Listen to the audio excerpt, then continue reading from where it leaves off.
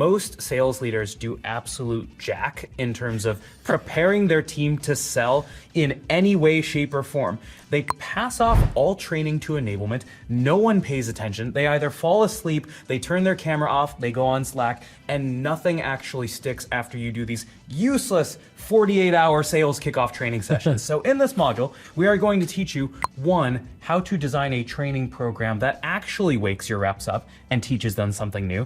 Two, we will teach you how to reinforce the training using what we call coaching rhythms. And then three, we will teach you how to make sure that you know that this training program actually worked, aka it stuck and you can see the results of it. So first, Mark, let's talk about the difference between training and coaching. Training is teaching somebody something new. Think of that like a lecture. Coaching is demonstrating and modeling and helping somebody reinforce what you just learned.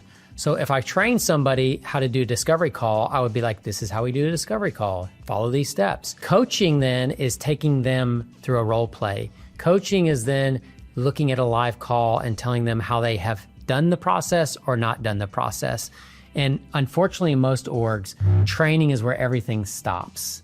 We do some training, enablement does something, we say something in a team meeting, and then we completely lose reinforcement. That would be like your math teacher teaching you algebra and never giving you any homework, never giving you an exam, never doing anything. So that doesn't work. So what we need to do instead is we need to make sure that we train and teach, and then we coach by reinforcing. So Mark, would you give me like an example of how I could construct a training program if I wanted to teach my reps something? Slow down. Okay. Armand, you're already making the mistake. All right. No. First of all, we have to decide, how do we prioritize what we want to train? And there's three kind of levels that training come from. First of all is an org initiative. Hey, we're launching a new product, or we have a new sales methodology that we're going to do. The second one is kind of enablement of how we're going to do that, or maybe something that you see as a manager that you want to do, right? And, hey, we have to roll out MedPick now. We have to figure that out. Or like, I'm seeing I need a qualification thing for my team. And then the third level is the personal initiatives. Like, hey, you know what? Armand really needs help with this specific part of the deal cycle, so I need to work with Armand. So the first thing we have to do is look at what level that we want to teach, or the skill that we want to bring about is coming from, so that we can prioritize it correctly. So from there, how do I think about how much my team can take on in any given month or quarter? This is important because many times we try to push too much down to reps and they can't digest it, and therefore it doesn't change their behaviors or the outcomes. I've developed a sales enablement matrix that does two things. One is it tells you how big of a program do you need to create to get an outcome you want. And secondly, it sets expectations with the people around you of what they can expect you to deliver with that program. The way that it works is it's a 9-box. The x-axis is capability.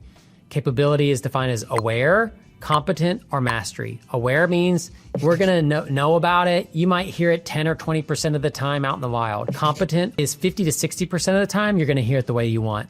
Mastery is 80 to 90% of the time you're going to hear it the way that you want. That's on the x-axis. On the y-axis, we have cognitive load. That's how hard is it going to be for a rep to make the mental changes and adjustments that they need in order to do the outcome that you want. That's low, medium, high. We now have a 9-box, and what we do is for every initiative, we say, what level of capability we want? What's the cognitive load? You plot it on the box, and that's the number of points that you get for that specific initiative. At Outreach, we found out that you could do about 16 points of enablement per quarter. Yours might be different, but that's how you figure out, you know what? I can't do 2 mastery level high cognitive load initiatives because that's 18 points. So when your CEO is like, hey, we're launching a new product, you need to change a demo, and oh yeah, I want this new sales process, that's when you pump your brakes and say, you know what, can't do that. And I'll give you a story about this. Manny, the CEO at Outreach, came to me one day and he's like, Mark, you know what, we're launching this new product. I also would like to revamp the demo, and there's this other thing with forecasting I'd like for you to do. And I was like, whoa, dude, I'll tell you what, no problem. Please tell finance that what I would like them to do is close the books in 2 days, change over our ERP system, and completely revamp our pricing and packaging. He's like, dude, we can't do that. That's insane. I was like, that's what you just asked me to do.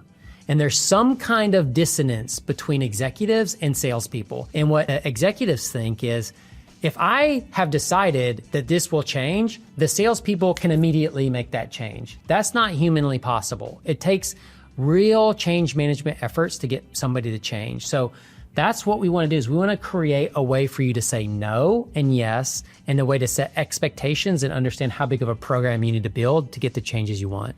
So folks, TLDR, don't try to train your team on new discovery methodology, new forecasting methodology, new AE prospecting methodology. Basically, all the things we talked about in section 1, don't teach them all at the exact same time. Dose these 1 month, 1 quarter, 1 week at a time and solve one problem at a time. So we're gonna go through 3 example training programs that you could build at 3 different levels of competency. So we're gonna go through a mastery program that you'd run over a quarter, a competent program that you would run over a month, and then just an awareness program that you would run over a week.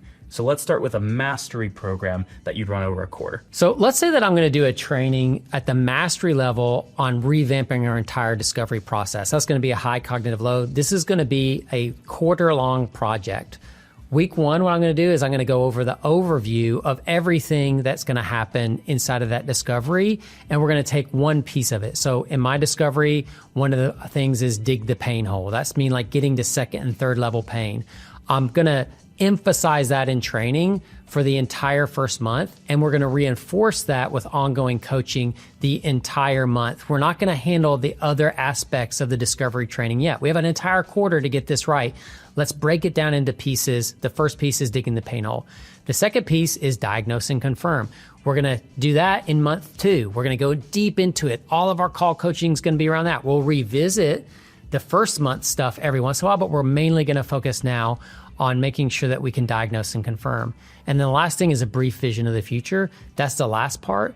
We'll do that in month 3 and the first week, really emphasize it. And then we're going to reinforce and start to tell reps that they need to submit their live prospect calls so that we can certify them against those. So folks, notice a couple things here. Number 1, Mark is teaching one part of the discovery process each month. So a lot of times people will be like, here's your agenda, here's your discovery questions, here's your next steps, here are 17 stories. And then they're mad when someone doesn't remember like story number 16 in the second week because they still haven't figured out how to set an agenda. So you've either got to be like okay with them just like understanding the parts but not getting it all correct, or you've got to zone in on like one part really, really deep. Part number 2 is for each section, he's reinforcing that specific part of the discovery call. So step number 1 was dig the pain hole.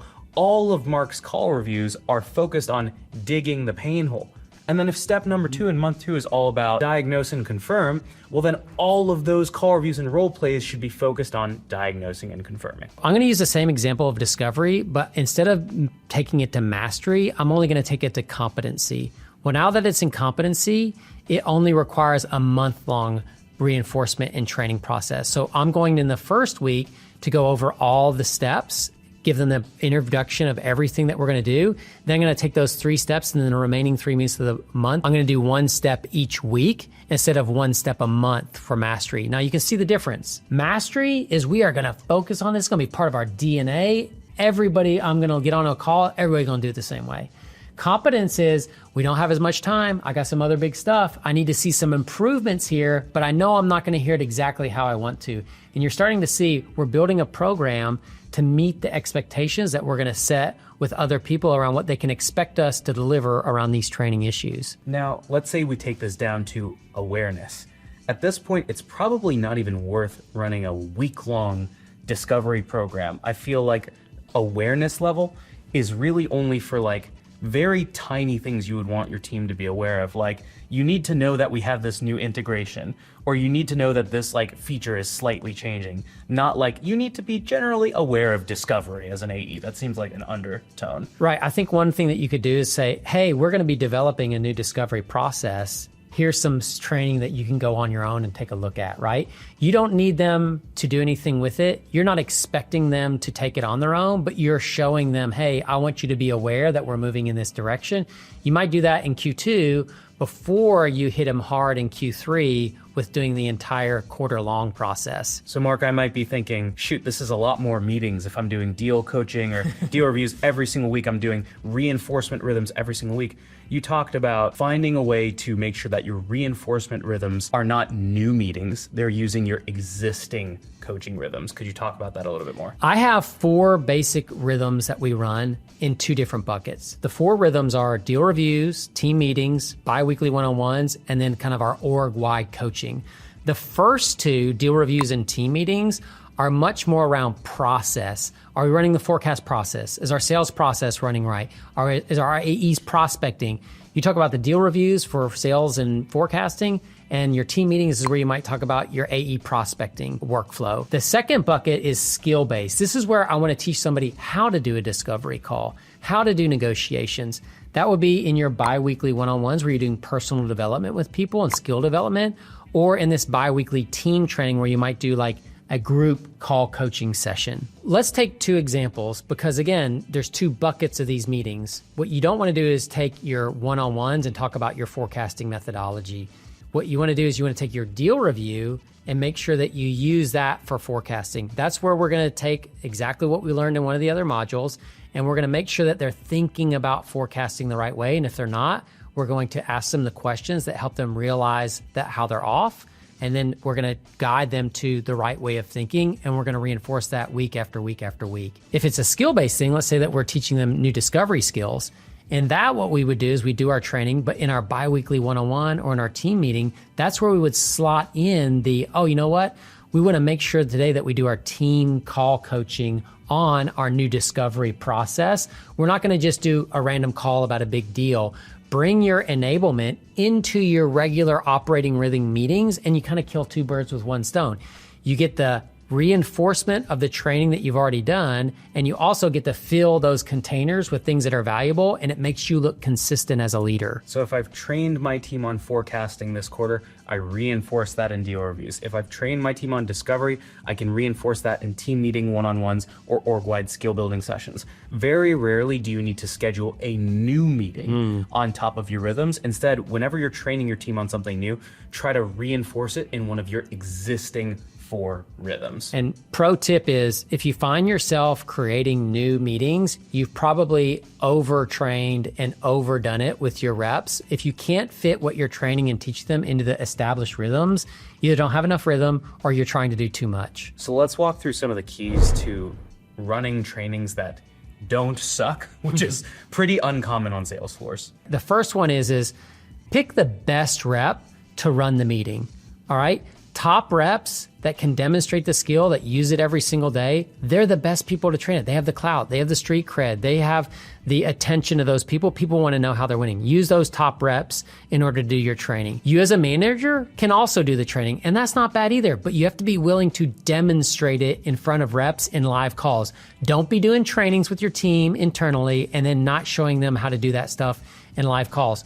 Great pro tip on this one is take something that someone needs that you find in their deal review. You find out, oh, they're having trouble getting an eye date, and say this: your next call for that deal, why don't you have me come in and I'll model for you how to get that eye date in real time. You can watch me do it. That is a way to get street cred. That's real training right there that people care about. It moves deals. The last person that you should bring in to do training is your enablement team. However, they're the first person you should bring in when you're thinking about doing training. Their job is to help support you in delivering the materials and the concepts in the right way, but their job isn't to do your training. That's your rep's job on your team and your job. All right, now we need to run a great meeting and do a great training because we have a great person. The key to this is show, don't tell. 70% of us are visual learners, and all of us learn better experientially with our hands on something. So let's take cold call training as an example. The first thing I'm going to do is lay out the framework. The framework for me is opener, provocative question, green turkey, and then 3 strikes and you're out. Then what I'm going to do is I'm going to break each one of those steps down and show how they interrelate. What do they actually mean? How do they actually work? Once I have that, I'm going to have reps talk to me about how they might make it their own. What changes would they make? How would they think it would do? How does their personality fit into this? Once we have that locked in, we go straight into role plays and get over that hesitancy of trying a new skill. If you do those 4 things, explain the whole picture, Break down the parts individually. Make sure that they have a sense of ownership and that I can put my own little salt and pepper on this and season it the way I like to. And then lastly, do a great role play to start to lock in it with an experiential learning situation. That's how you turn something from a lecture that people ignore and do slack during into something that people look forward to because they can feel themselves changing and adopting the new skills that'll help them. One of the things I like to say is process makes you great, but documentation makes you legendary. So the things that we've taught you are processes. If you adopt them, you're going to be great. If you actually write them down and memorialize them in a document, all of a sudden you're going to become legendary. And so what I mean by that is when you do a training, create a one-pager for yourself. Like, how would I have done this if I was a manager? When you're a VP, I'm telling you, you're going to go grab those documents to help your managers out, right? There's a one-pager for the rep. Give the rep something to tangibly hold on to, maybe something that they can put on their desk while they're in a call to reference while they're doing these things, right? Those are things that really make a difference. And it goes from, hey, my manager just had this cool idea to train me on to this guy is freaking prepared. He's got paperwork. He's showing me how to do it. I've got leave behinds to help me with this.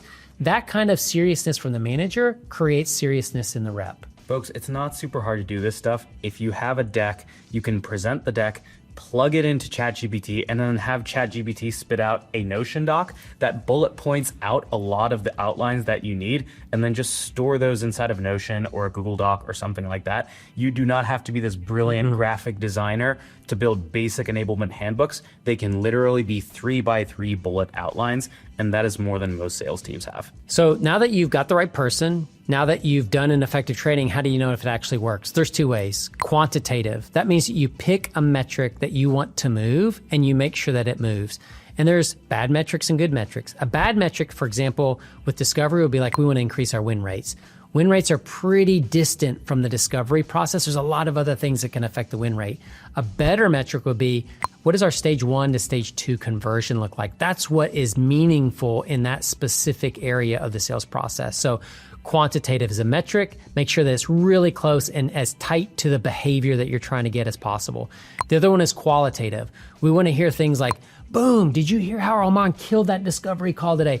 Oh my God, did you see how Jamie crushed his cold call? Like, we're looking for those tape review, gong call outs, customer reactions. What are the things that we can do qualitatively that show us that we're moving the needle? So you're looking for quantitative number movement and you're looking for qualitative emotional kind of feedback that's saying, yes, we're making a difference. People are seeing a difference in what we're doing. And folks, that's part of the reason you do the reinforcement rhythms is you train in week 1 and then in weeks 2, 3, 4, you coach, and you will see how people are improving on discovery between weeks 2, 3, and 4. But if you just train in week 1 and then hope they're getting it in the next 3 weeks, you're gonna flip the table because in week 4, you're gonna watch a call and you're gonna be like, well, people completely forgot everything we taught them 4 weeks ago. And that's because you didn't reinforce it every single week. Yep. All right, let's recap. 1, make sure you don't overload your team. Just make sure that you're not doing so much stuff that nobody can digest everything that you're doing. 2, make sure that you have the right people in the room doing the training. Who the content comes from all matters almost as much as the content itself. 3 is make sure that you do more reinforcement than you do training. If you're not reinforcing things, behaviors probably aren't happening. And then lastly is make sure that you have some kind of quantitative or qualitative way to make sure that the training that you've done is getting you the benefits that you hope for. Folks, attached you will see down below a copy of the rep enablement matrix and example rhythms that you can use to reinforce discovery, forecasting, and other common skill changes you will have in sales.